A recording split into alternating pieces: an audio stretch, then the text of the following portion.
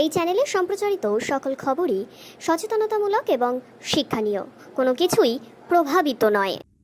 বন্যায় বিপর্যস্ত মালদার একাংশ এবং সেই বিপর্যস্ত এলাকায় কিন্তু আমরা দেখেছি একজন যুবক যিনি কিনা বাইকে করে বাড়ি বাড়ি গিয়ে ত্রিপল বিক্রি করছেন, এমনটাই এক ভিডিও কিন্তু বর্তমানে সোশ্যাল মিডিয়ায় ভাইরাল হয়েছে। তবে এই ভিডিওর বিশেষত্ব কি? এই ভিডিওর বিশেষত্ব হলো যে এই যে যুবক ত্রিপল বিক্রি করছেন বন্যা প্লাবিত এলাকায়, সেই যুবক যে ত্রিপল বিক্রি করছেন সেই ত্রিপল সরকারি ত্রিপল, অর্থাৎ সরকারি অনুদানে বন্যা বিপর্যস্ত এলাকায় যে ত্রিপলগুলো দান করা হয়েছিল সেই ত্রিপল এক ব্যক্তি, এক যুবক নিজের মোটর বাইকে করে বাড়ি বাড়ি গিয়ে টাকা দিয়ে বিক্রি করছেন। এই বর্তমানে এই যে ভিডিও তা সোশ্যাল মিডিয়ায় ব্যাপকভাবে ভাইরাল হয়েছে এবং সেই ভাইরাল হওয়া ভিডিওকে ঘিরে বর্তমানে রাজনৈতিক চাপানোতর ব্যাপকভাবে সৃষ্টি হয়েছে।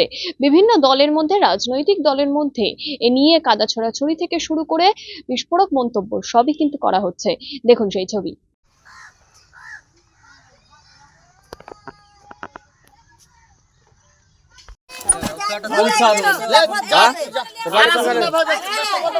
তোর বাড়ি কোন? আমার বাড়ি হলো আলিপুর। তুমি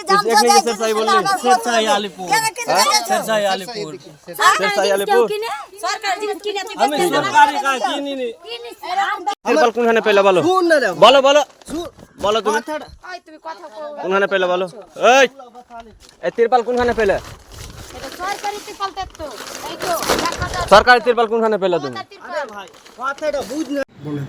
বলছি আজকে ওই কালিয়াচক 3 নম্বরের বাকরাবাদ এলাকার একটা জায়গায় সরকারি লোকেরা পলিথিন কেউ বিক্রি করছিল।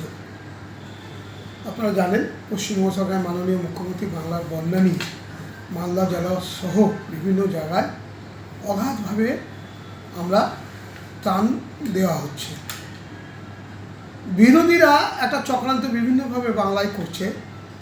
ত্রাণ দেওয়ার সময় বিধায়ক বা আমাদের যারা পঞ্চায়েত আছে, গ্রাম পঞ্চায়েত, পঞ্চায়েত সমিতি, কাউকে দেখে দিচ্ছে না। গ্রামবাসীদেরকে এবং জেলা প্রশাসক সবাইকেই, যারা চাইছে দুস্থ তাদেরকেই পলিথিনগুলো দেওয়া হয়, ত্রাণ সামগ্রী দেওয়া হয়।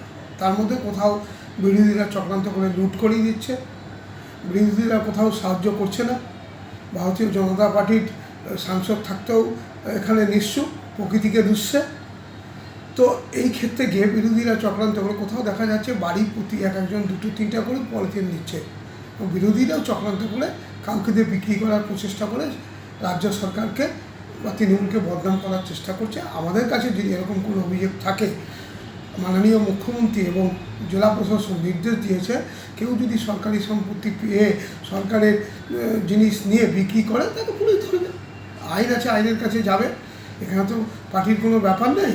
এবং বিরোধীরা এইসব চক্রান্ত করে কোথাও কোথাও বাজার করে বিক্রি করে মানুষকে একটা পশ্চিমবাংলার ভাবমূর্তিকে নষ্ট করার চেষ্টা করছে। সেখানে সে ব্যক্তি যেই হোক তাকে পুলিশ অ্যারেস্ট করবে।